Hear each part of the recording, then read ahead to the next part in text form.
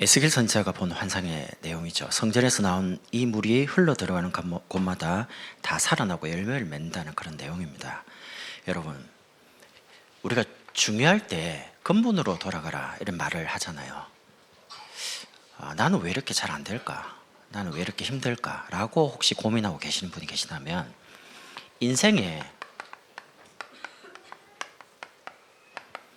근원으로 돌아가야 됩니다. 인생의 근원이 뭡니까? 근본이 뭡니까?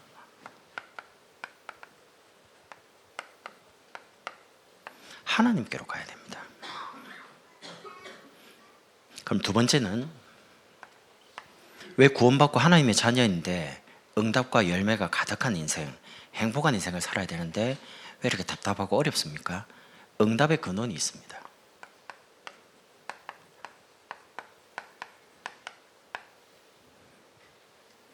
오늘 성전에서 나오는 물인 이 강단 말씀이 여러분 삶에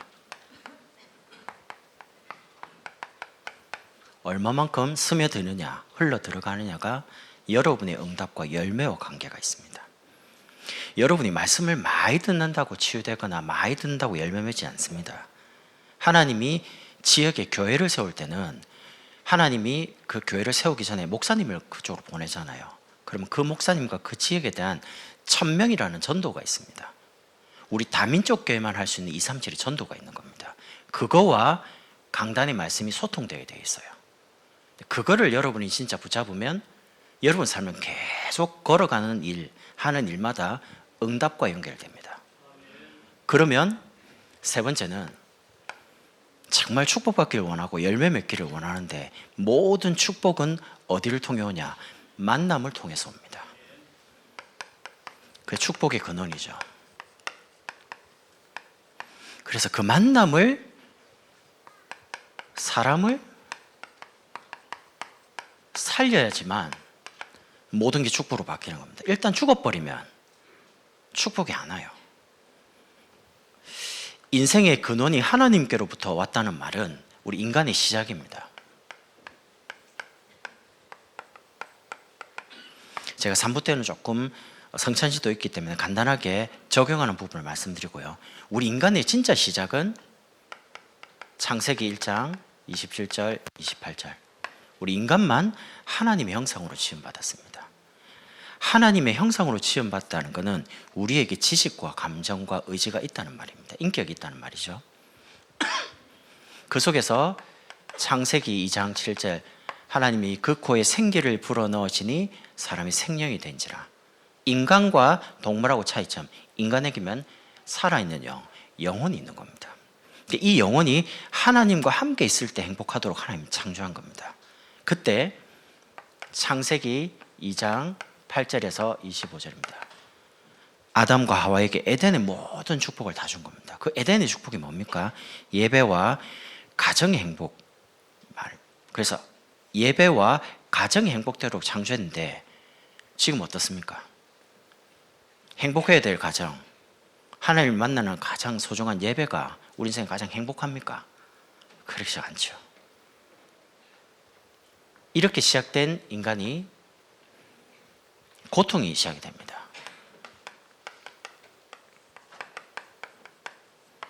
언제 말입니까? 창세기 3장 1절 6절을 보니까 하나님을 떠납니다. 이때부터 인간에게 영적인 문제가 오기 시작합니다. 영혼의 문제가, 하나님과 함께 있어야 될 인간이 하나님을 떠나니까 당연히 영혼에 문제 올 수밖에 없죠. 그럼 이제 여기서 끝이냐? 아닙니다. 하나님이 아담을 부르면 아담아 네가 어디 있느냐? 라고 부르시니까 늘 대화를 하던 아담이 10절에 창세기 3장 10절 이렇게 하면 내가 하나님의 음성을 들을 때 내가 두려워 숨었나이다. 영적인 부분에 문제가 왔는데 그 다음에 오는 문제가 두려움이 오는 거죠. 자녀를 키워보셨잖아요. 누구를 딱 부릅니다. 예를 들면 담비야 부르는데 안 와요. 분명히 내 목소리를 들었는데 그럼 이제 이유는 딱 두 개 중에 하나예요. 못 들었거나 아니면 들었는데 아빠한테 오면 혼날 것 같은 뭔 잘못된 일을 벌이면 안 올라 그러죠. 혼날 것 같으니까.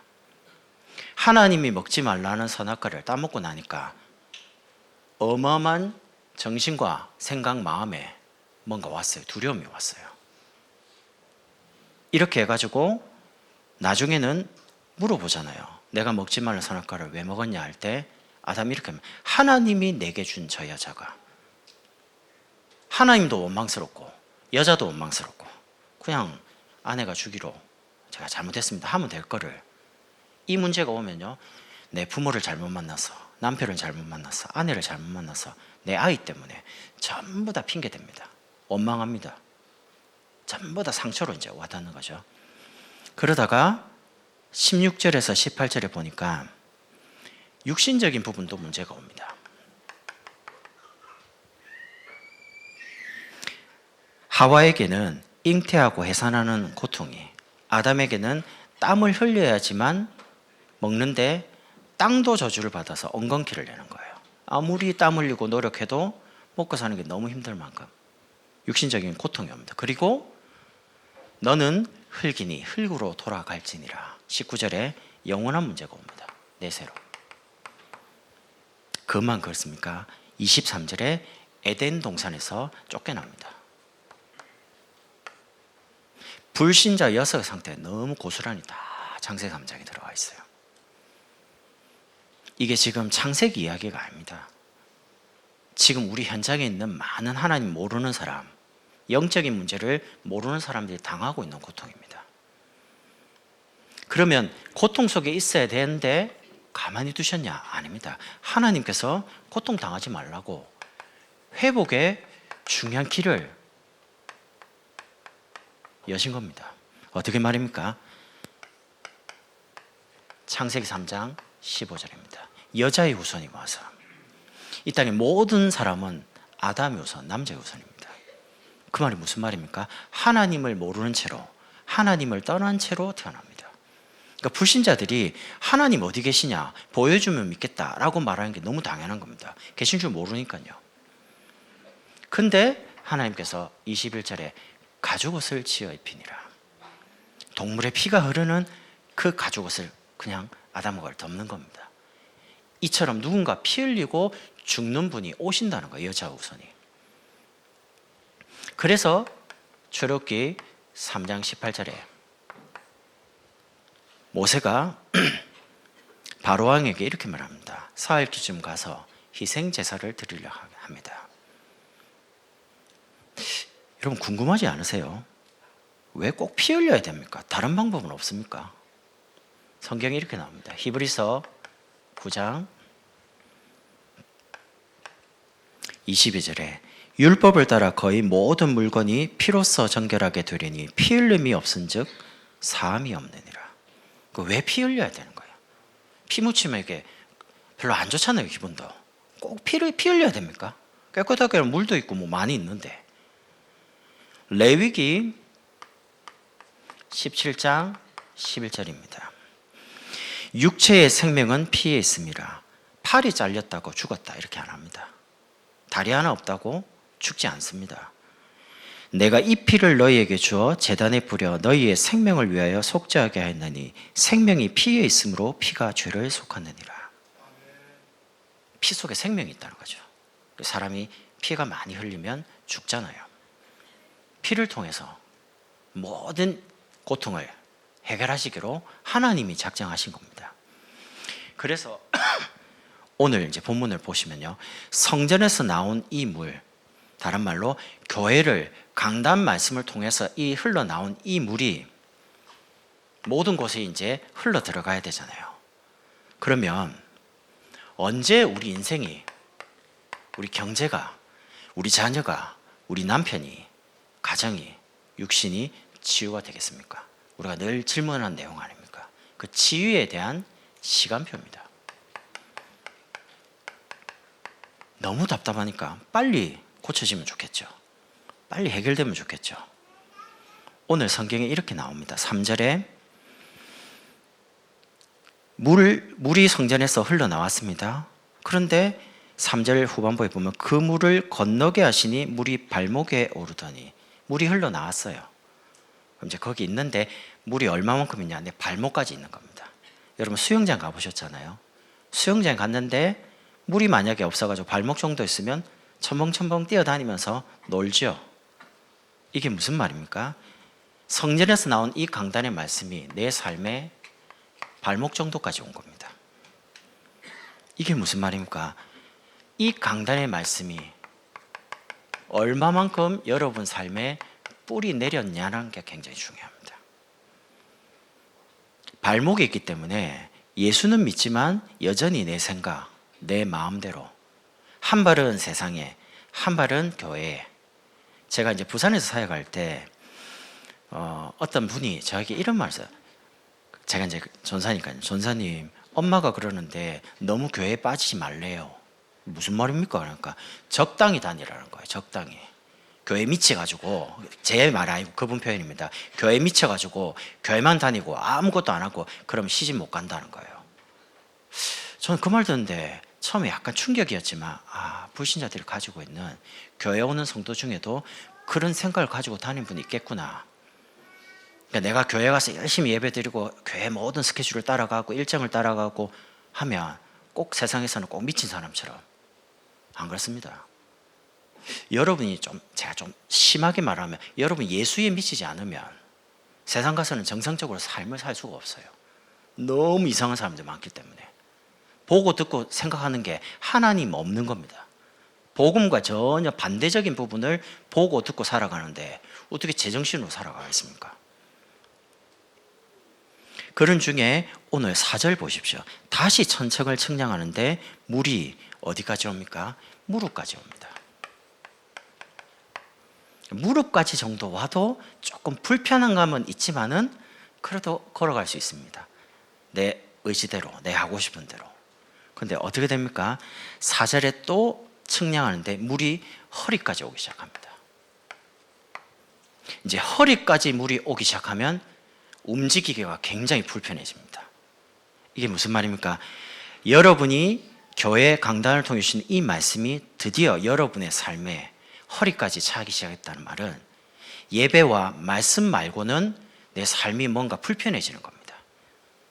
허리까지 있으면 움직이는 것 자체가 굉장히 힘듭니다.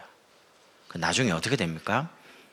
5절에 다시 천척을 측량하시니 물이 건너지 못할 강이 된지라. 이제 가득 찹니다. 이제 목까지, 머리까지 차버리면 어떻게 되죠? 잠기죠. 여러분의 삶이 하나님의 말씀에 완전히 사로잡힌 상태. 저는 예배 때마다 기도하는 게 있습니다. 혼자서, 하나님, 오늘도 하나님의 말씀이 내 생각과 마음, 영혼을 사로잡아 주십시오. 여러분이 복음의 말씀 말고, 강단의 말씀 말고 다른 거에 사로잡히면 안 됩니다. 다른 거에 사로잡히는 순간 자꾸 두려움이, 이 상태가 계속 우리 삶에 반복이 되는 거예요. 분명히 예수는 그리스도로 십자가에서 모든 문제를 끝냈는데 나는 예수 믿는다고 하는데 너무 답답하고 너무 힘들고 자꾸 고통스러운 거죠. 그럼 여러분과 제가 뭘 잘못해서 그러냐? 아닙니다. 하나님이 이 복음 하나를 우리 삶에 뿌리 내리게 하려고요. 복음 안에 모든 것이 다 있고 복음으로 충분하고 그렇게 되도록 하나님 원하시는 겁니다. 그 속에서 두 번째입니다. 언제 우리의 기도가 응답되겠습니까? 응답의 시간표입니다. 9절을 보니까 이렇게 나오죠. 이 강물이 이르는 곳마다, 여러분, 강단에서 선포된 이 말씀이 여러분의 삶에 계속 흘러 들어가야 됩니다. 어떻게 됩니까? 9절에 이렇게 나오죠. 모든 생물이 살고, 그 앞에 번성하는 모든 부분이요. 계속 이렇게 번성되는 거예요. 모든 생물 살고요. 그리고 10절에는 큰 바다의 고기가 심히 많으니 열매가 이제 계속 옵니다. 여러분이 특별히 많이 노력 안 했는데, 그냥 조금 했는데 하나님은 열매 맺게 하시는 겁니다. 열심히 일했는데, 열심히 공부했는데 성적이 안 나온다. 그럼 사람이 어떻게 됩니까? 하지 말란 말입니까? 아니죠. 해야 되는데 내가 그동안 내 힘 가지고 내 노력 가지고 살아온 인생과 하나님이 주신 응답이 다르다는 겁니다. 얼마만큼 다르냐? 각처의 모든 것이 살 것이며 모든 것이 이제 회복되기 시작하는 겁니다. 모든 것이 치유되고 모든 것이 응답되기 시작하는 겁니다. 언제요? 이 말씀이 전달되기 시작할 때요. 어디로 말입니까? 하나님은 여러분 한 사람을 통해서 여러분의 가정, 지역, 우리나라 후대 살리기 원합니다. 제가 이제 좋아하는 그 CCM 중에 그 제목이 지금 잘 모르겠는데요. 이런 내용입니다. 여러분 한 사람이 이 응답과 축복의 통로가 되는 거죠. 하나님은 여러분의 가정을 다른 사람을 통해 살리기 원하는 게 아닙니다. 여러분을 통해서. 전도사님들이 우리 아이들을 사역을 잘해주시면 우리 아이들이 잘 되겠죠. 맞습니다. 그러나 아닙니다. 여러분을 통해서요. 여러분이 이 응답과 축복의 통로가 되는 겁니다. 이게 정말로 믿어질 때,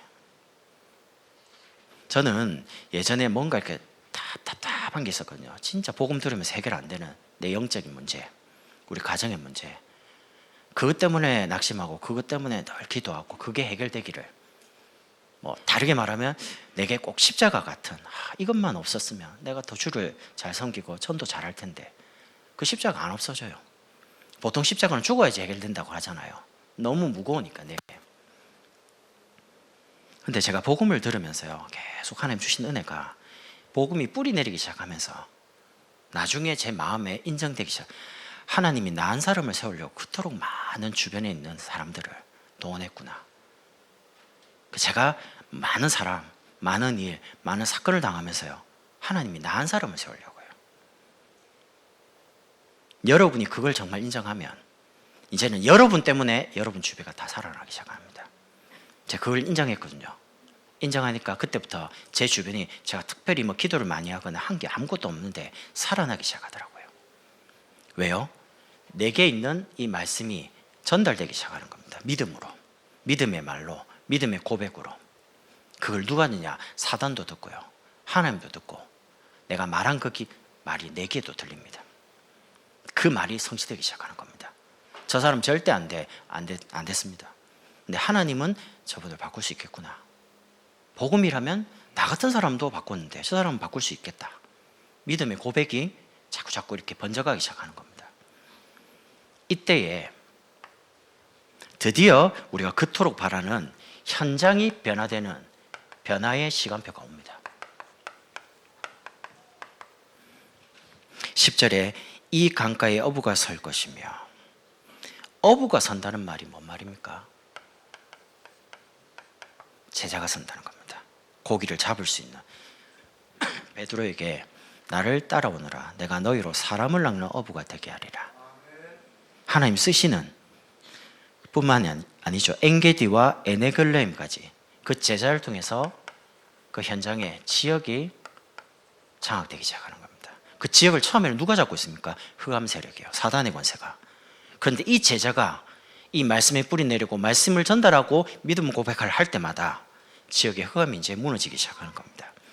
그러면서 10절에 각기 종류를 따라 큰 바다의 고기같이 심이 많으려니와, 많은 종류의 사람들, 많은 전문인들이 오게 될 겁니다. 왜요? 아시아 시대의 키가 전문입니다. 그 전문을 통해서 결국 로마 시대를 준비하는 금토일 시대를 열어야 되거든요. 앞으로 교회 안에 많은 종류의 많은 직업을 가지고 많은 경험을 가지고 있는 전문인들이 많이 올 겁니다. 이제 준비만 하면 됩니다. 그래서 여러분이 언제 변화됩니까? 이 말씀을 포럼하고 전달할 때 그렇게 여리고처럼 홍해 앞처럼 열리지도 않고 무너지지 않을 것 같은 그 현장이 드디어 성령의 바람이 불고 역사가 일어나기 시작하는 겁니다. 여러분 아시죠? 성령께서 한 번만 역사해버리면 어떤 사람도 바꿀 수 있습니다. 부활하신 주님께서 베드로에게, 바울에게 직접 나타나니까 꺾이잖아요. 다른 사람들은 다 이렇게 전도하는 제자를 통해서 이렇게 역사를 하셨는데 왜 하필이면 바울은 주님께서 직접 꺾었을까요? 다른 사람 갖고 안 되거든요. 주님께서 직접 역사를 하는 겁니다. 만약에 여러분의 가정, 여러분의 현장에 주님께서 직접 역사하실 일이 있다면 역사하시겠죠.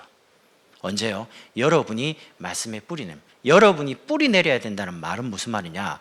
여러분이 사람 때문에, 경제 때문에, 환경 때문에 영향을 안 받는 말씀에 사로잡힌 상태, 말씀에 뿌리 내린 상태에 가득한 그때에 하나님이 역사하시겠다는 겁니다. 여러분이 열심히 했는데 여러분 자녀가 바뀌었다. 여러분이 바꾼 거 아닙니까? 근데 할 수가 없어요. 언약 붙잡고 안 흔들리고 계속 믿음 고백하고 내 자신을 계속 지난주 말씀처럼 복음으로 세우고 있는데 하나님이 바꿔가요. 그럼 어떻게 말합니까? 정말 복음 붙잡았더니 하나님이 일하시는구나. 그럼 여러분 간증할 말이 많겠죠. 이렇게 해라. 그게 아니고 복음만 붙잡아라. 그리스도 안에만 있으면 된다. 제가 여러분이 하고 싶은 말입니다. 그냥 예배 속에 있기만 하세요. 그냥 은혜만 받으시면 된다니까요. 그럼 아무것도 안 해도 된다는 말입니까? 예. 진짜 예배 드리고 힘 얻고 답 얻고 하나님이 내 인생을 향해서 주시는 길을 묵묵하게 걸어가면 십자가 같은 그 무거운 짐들을 주님께서 해결한다 안 합니까? 내가 내 인생의 주인이 아닌데 내가 어떻게 나를 책임집니까? 아내가 내 인생에 어떻게 내가 주인이 아닌데 책임집니까? 여러분 자녀를 여러분이 죽고 난 이후에 어떻게 책임을 지겠습니까? 우리 가정에 우리 자녀의 우리 삶의 인생이 정말 그리스도가 맞다면 그리스도께 맡겨야죠. 맡기고 나서 우리 자신을 계속 복음 속에 세워가는 겁니다.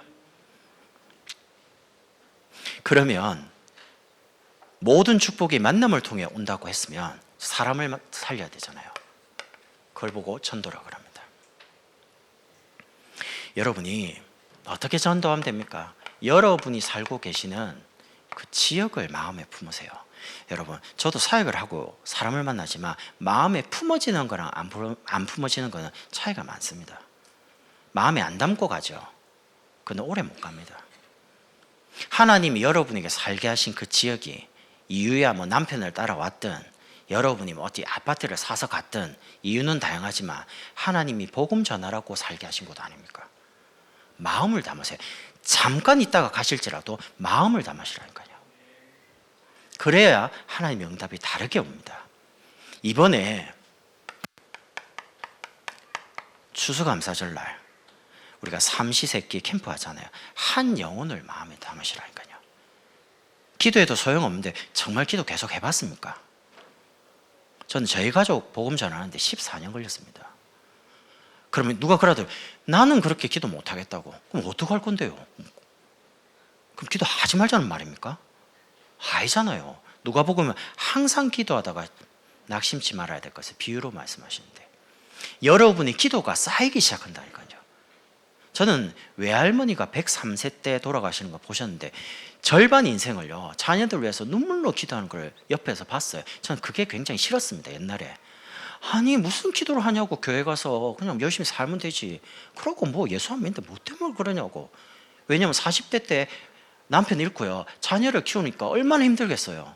일제시대 거치고 6.25 거치고 의지할 곳 한 개도 없고 가서 복음 받고 교회 갔는데 할 게 아무것도 없고 먹고 살 수 있는 게 없는데, 성경이 진짜 하나님이 과부의 하나님이라고 하는 말이 맞는 게요, 기도밖에 할 수 없는데 제가 인생의 할머니 인생을 보니까 기도한 대로 가더라고요. 이삭이 기도한 대로 야곱 인생이 갔습니다.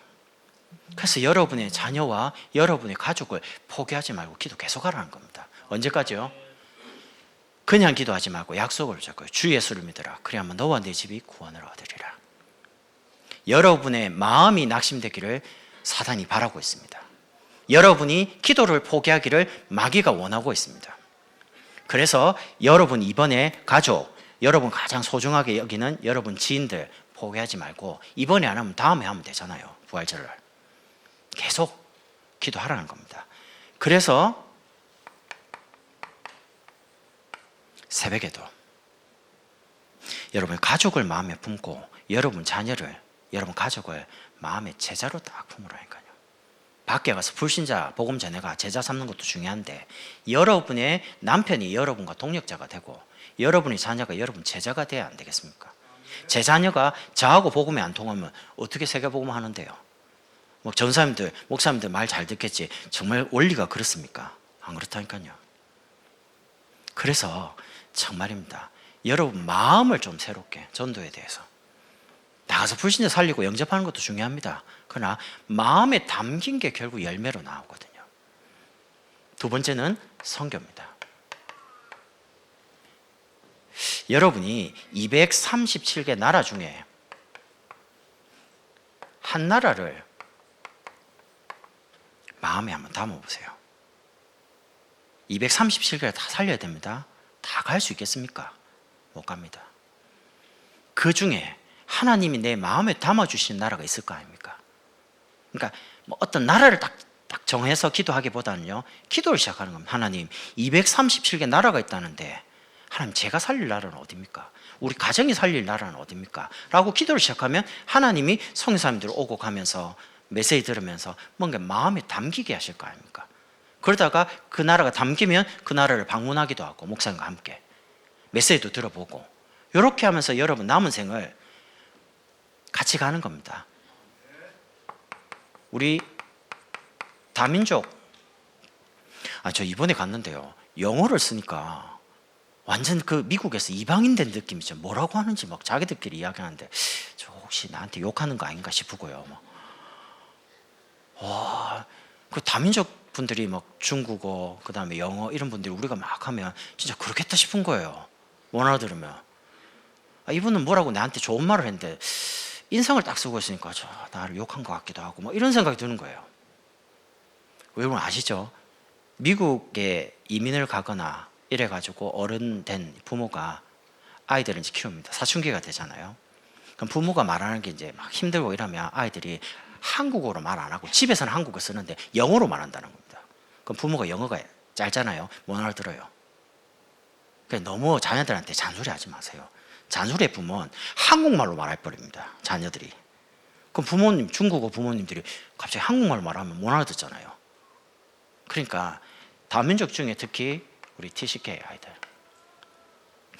한국 사람입니까? 필리핀 사람입니까? 한국 사람입니까? 아프리카 사람입니까?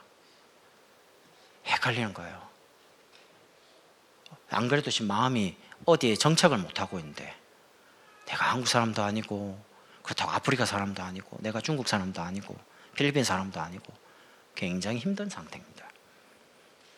그래서 여러분이 이 아이들을 마음에 담고 따뜻한 말, 너는 세계복음을 위해서 다른 사람과 좀 다르게 하나님이 구별하게 준비를 했어. 그러니까 여러 나라를 살릴 수 있도록요. 하나님 그걸 준비한 거 아닙니까? 그래서 세 번째, 우리 후대입니다. 우리 후대가 한 시대입니다. 여러분이 성공한 뒤에 여러분 자녀가 무너져 버리면 성공된 인생이라고 말할 수는 없겠죠. 우리 자녀뿐만 아니고 우리가 복음을 전하고 막 시스템 만들고 건물 막 짓고 다 했는데 우리 후대가 말씀의 자리, 복음의 자리, 전도의 자리를 떠나버리면 아니죠. 결국 우리 후대가 한 시대입니다. 다음 세대를 책임지는. 그래서 빨리입니다. 교회 안에 특별한 자격이 있으면 좋고요. 없어도 상관없습니다. 우리 아이들을 사랑하는 마음으로 금토일 시대에 와서 여러분이 가진 조그만 기능을 그냥 재능 기부하는 겁니다. 아이들 위해서 헌신하고 수고하는 거죠. 우리 집사님이 토요일날 아이들 점심 다 먹여가면서 드럼 가르치고요. 전공자 아닙니까 집사님이? 자기 돈 들여가면서 밥 다 사주고 드럼 뭐 기구 있잖아요. 도구 그걸 다 아이들 한 명 한 명 다 사주고 돈을 가지고요. 이래가지고 헌신합니다. 사실은 어떤 면에서 내 돈 들여가지고 내 돈 계속 밥 사주고 필요하면 부서지면 또 사줘야 되고. 근데 안 그래요. 시간 지나 보면 하나님이 렘넌트와 그 자녀와 그 후대를 어떻게 생각하시겠습니까? 그래서 여러분이 금토일 시대에 진짜 여러분이 교회 안에 있는 모든 우리 기성세대 어른분들이 우리 아이들을 키우는 겁니다. 같이. 특별한 전문인이 키우는 게 아니에요. 같이 키우는 겁니다. 그래서 결국 이 아이들을 하나님께 쓰시는 복음 대통령으로요.